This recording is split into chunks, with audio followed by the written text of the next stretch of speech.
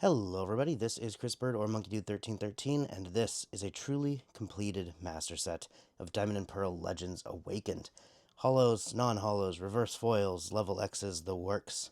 It is all in this binder.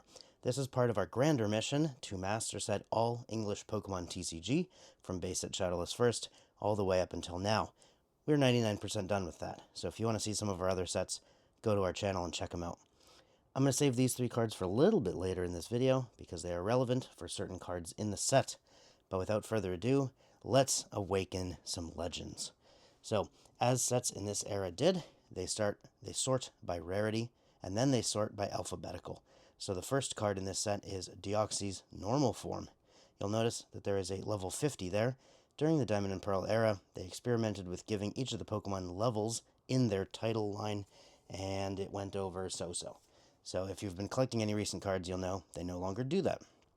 Next up we have the Dragonite, absolutely glorious art, and one of the most valuable cards in the set.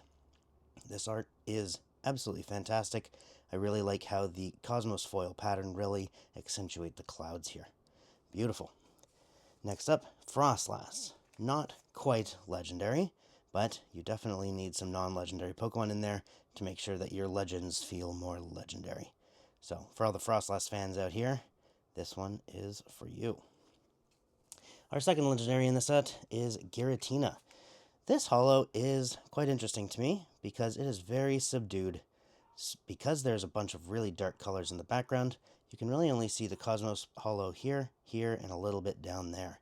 You have to really squint to try and find it in some of these darker areas. So it adds kind of like a unique undertone to the card, but you'd have to struggle a little bit to make sure that it's foil. Next up, similar to Frostlass, we have the Gliscor here. Fantastic artwork. The Cosmos holo really makes the night sky look like it has stars in it, but otherwise, Gliscor level 42. Nice. Everyone's favorite legendary. Move over Mewtwo and Rayquaza. We have Heatran. Everyone loves the big, slug monster thing. It's Heatran. There's not too much to say about Heatran. He is a legendary. I can say that for sure. He's definitely a legendary, and he's everyone's favorite legendary. Alright, Kingdra. A lot more people like Kingdra than Heatran, I feel, but that is okay. This is a fantastic Kingdra artwork here. It looks like it is in a whirlpool, or maybe even a tornado, or maybe both. Fantastic artwork here, definitely in motion, and this is a Pokemon that a lot of people like to consider as a pseudo-legendary, and I'm here for it. I can really see that. Luxray, very menacing Luxray here, and again the Cosmos holo pattern really make this card stand out. It really adds a level of nighttime and a level of mystique to the card that I think really adds to the artwork itself. So I think if this card were in non-holo, it wouldn't hit quite as hard as it does in the Cosmos holo pattern. Next, Mamoswine, a Gen 4 evolution to the Gen 2 Piloswine. We got big hulking mammoth here. Ginormous tusks, and not too much else to say about that. Level 54. I wonder how they got those levels. Did they have a cheat sheet in hand? Because in order to get Mamoswine, you need to level up your Piloswine at level 33 or later, because that's when Piloswine learns Ancient Power, and leveling up with Ancient Power is how you get to Mamoswine. So I wonder why they chose 54. Moving on to the next page of the holos, we see a lot more fan favorites here with Mewtwo, Rayquaza, etc., and we see the three Deoxys forms, which we'll get to momentarily. Another Pokemon that people like to call a pseudo-legendary, the Gen 3 pseudo-legendary Metagross. You know, he's up there with Salamence in Gen 3, where late game, hard to get, hard to evolve, and very powerful final evolution. Steven is always proud of his Metagross. Moving on, another star of the binder is Mewtwo itself, sporting the fantastic Ken Sugimori artwork.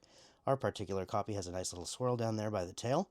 A little bit harder to see because it's in the dark area, but I think that swirl might count as a CEL-certified Pokeball. Very, very nice. I absolutely love the way they've made the background work for this Mewtwo art, especially by adding in this lightning/energy in the background there.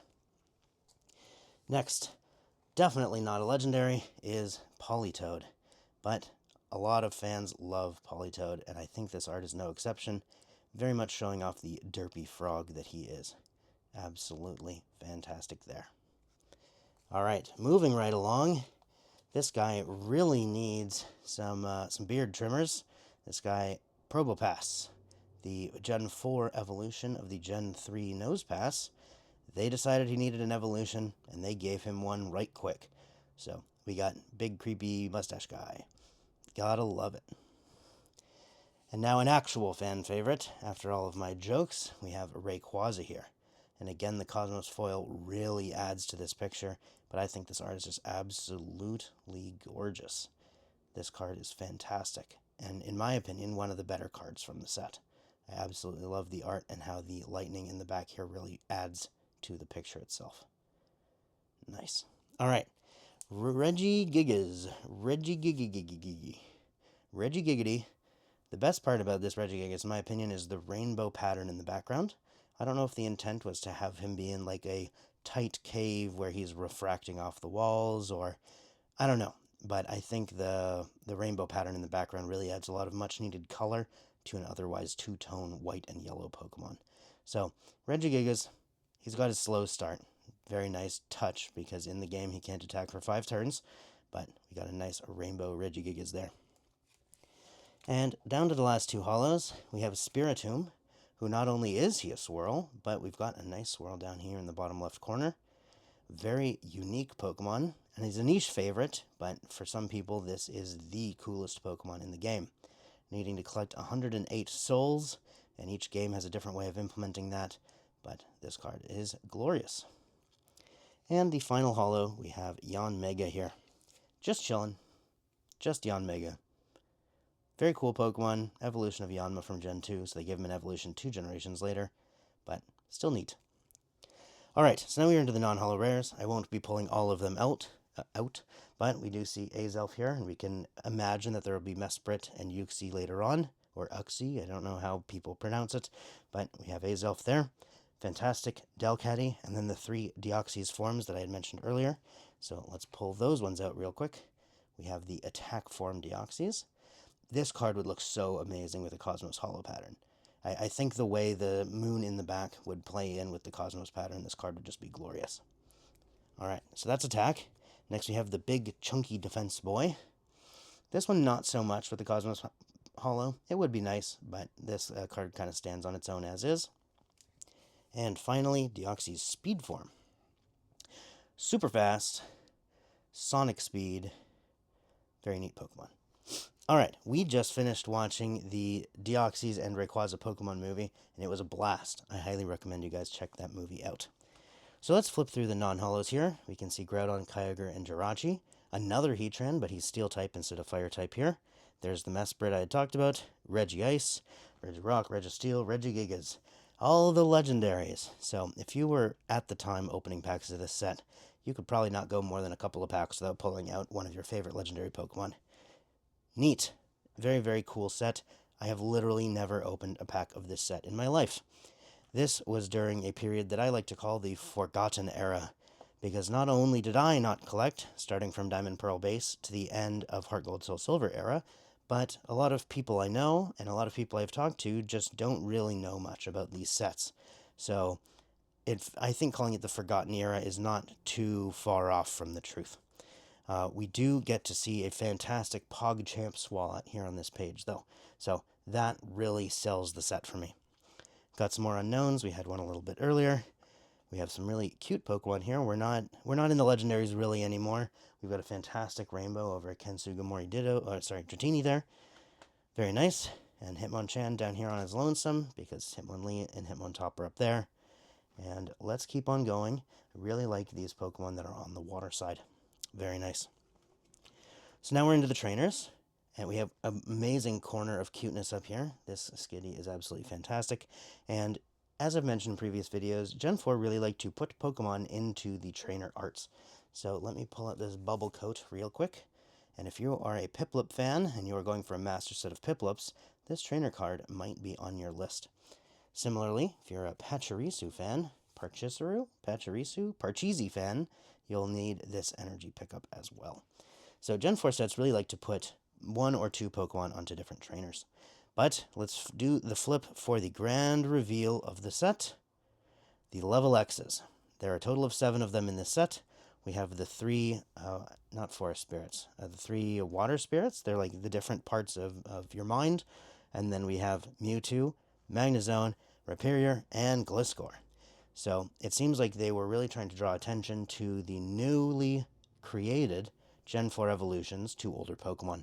So Magnezone is an evolution of Magneton from Gen 1, Gliscor from Gligar in Gen 2, Rhyperior from Rhydon from Gen 1. But without further ado, let's jump into these guys. Azelf Level X. I did not play the game during this time period, but I would not be surprised if some of these Pokemon were absolutely broken in the TCG at the time. It's really hard to know, unless you've actually played the meta, which cards were which. Some cards, like the Jirachi from EX Deoxys, for example, very obvious when you read its text that this card is going to be a meta breaker. But then there are going to be other cards that, you really needed to be there. And I do not know. I was not there at the time. Gliscor level X looking absolutely menacing here. Moving on to the Magnezone level X. This guy always looked like a UFO to me. I think that's kind of neat. It would have been interesting to see what a 5-piece Magneton would have looked like, instead of turning it into a big disc with 2 little Magnemite heads stuffed on the side there. But the world will never know what they would have done with a 5 Magnemited Magneton. Alright, Mesprit level X, the second of the Lake Spirits, I think they're called. Very nice looking card here. And then, the star of the show, we have Mewtwo level X. So this is the big one. This is the biggest boy from the set. Absolutely fantastic art here. And I pulled out the Diamond and Pearl promo that goes along with this one. Let me bring that out now. This is the Diamond and Pearl promo version of this card. So it's the exact same card, but with different art. Same attacks and everything, but different art. So I can hold them both up here side by side. I can get a nice look at both of them. Both of them are incredible. I think it would be, I would be hard pressed to choose which one I like best. But something that I really like is that on both of these cards, they have the energy / abilities coming out of the frame. So you would think that might be some damage or some writing on the card, but actually that's just part of his psychic attack there. Similarly on this one, he's got his ball leaving the frame, and it looks very, very nice indeed. Next up, we have Rhyperior level X. This dude shoots Geodudes out of his hand cannons. That's a fun fact for you. Drop that at your next party, and I'm sure everyone will go nuts. You will be the center of attention, for sure. Rhyperior level X, solid Pokemon. Ha, pun intended. And there was a promo version of him as well. I prefer this art to the one from the set, but either way, still very, very cool. So let's do a side-by-side real quick. Rhyperior level X's. Hard Crush and Up Throw. Nice. I hope the Geodudes that he shoots are okay. And the last card in the set, at least for the main set, is Uxie level X. Something to point out as well is that these cards are not considered secret rares. This is 146 out of 146. So this set does not have any cards numbered after 146. So technically no secret rares in this set. That's it. That is the main set, but no set is complete unless you have all the reverses as well, which we do here. So let's do a quick look through them, and I have one quick pit stop to make when we get there. Getting a nice look at our legendaries again. This is actually not the one I was intending, but here's a great example of how the reverse foil pattern at the time worked. On a colorless Pokemon card is where you can get to see a little bit more of how the holo foil sheet itself produces color, because the intention was that this was going to remain white aside from the holo pattern. And so you can see all of those rainbow colors coming in there in the holo pattern itself. So very, very neat. If you're interested in the different types of holos that they've used throughout the years, Sleeve No Card Behind has a great video on that. All right, moving right along, we're going to keep looking. We got some nice reverses. In these Gen 4 sets, there are often reverses that are worth more than a majority of the holo cards from the main sets. And part of that's because it was harder to get your hands on the reverses, and these reverses scratch super, super, super easily. So getting a nice condition version of any of these, not easy. I would be remiss if I didn't pull out a Lucario. Too many Lucario fans. We also watched the movie with Mew and Lucario recently. That was a good one as well.